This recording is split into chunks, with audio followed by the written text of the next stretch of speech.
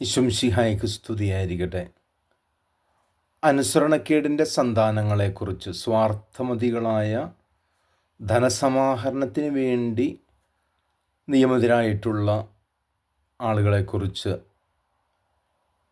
മർക്കോസിൻ്റെ വിശുദ്ധ സുവിശേഷം 12-ാം അധ്യായം 1 മുതൽ 12 വരെയുള്ള തിരുവചന ഭാഗങ്ങളിലൂടെ നമ്മൾ ശ്രവിക്കുക. നിഷ്കളങ്കനായ യജമാനൻ തൻ്റെ മുന്തിരിത്തോട്ടം വേലക്കാരെ ഏൽപ്പിച്ചിട്ട് ദൂരദേശത്തേക്ക് പോകുന്നു.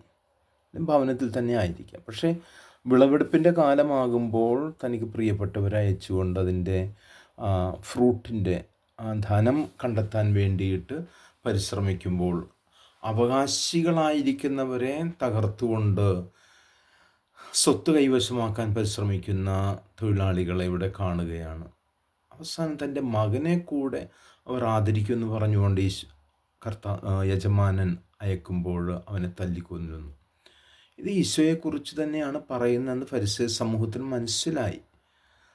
തങ്ങളുടെ അവമാനങ്ങൾ ഏറ്റു തന്നെയാണ്, അല്ലെങ്കിൽ തങ്ങളുടെ അതിക്രമങ്ങളേറ്റാണ് അവമാനിതനാകേണ്ടിയിരിക്കുന്നതെന്ന് ഈശോ വളരെ വ്യക്തമായി പറയുകയാണ്. പ്രിയമുള്ളവർ, നമ്മൾ ഓരോരുത്തരും അയക്കപ്പെട്ടവരാണ്. നമ്മളെ ഭരമേൽപ്പിച്ചിരിക്കുന്ന ഉത്തരവാദിത്വങ്ങൾ അത് നന്നായി നിർവഹിച്ച് ഫ്രൂട്ട് അത് നമ്മളെ ഏൽപ്പിച്ചവന് തിരികെ കൊടുക്കുക എന്നുള്ളതാണ് നമ്മുടെ കർത്തവ്യം.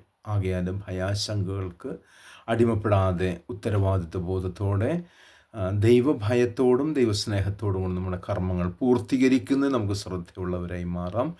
ദൈവം നമ്മളെ ഓരോരുത്തരും അനുഗ്രഹിച്ച് ആശീർവദിക്കുമാറാകട്ടെ. ഈ ദിവസത്തിൻ്റെ എല്ലാ പ്രാർത്ഥനാശംസകളും നിങ്ങൾക്ക് നേരുന്നു.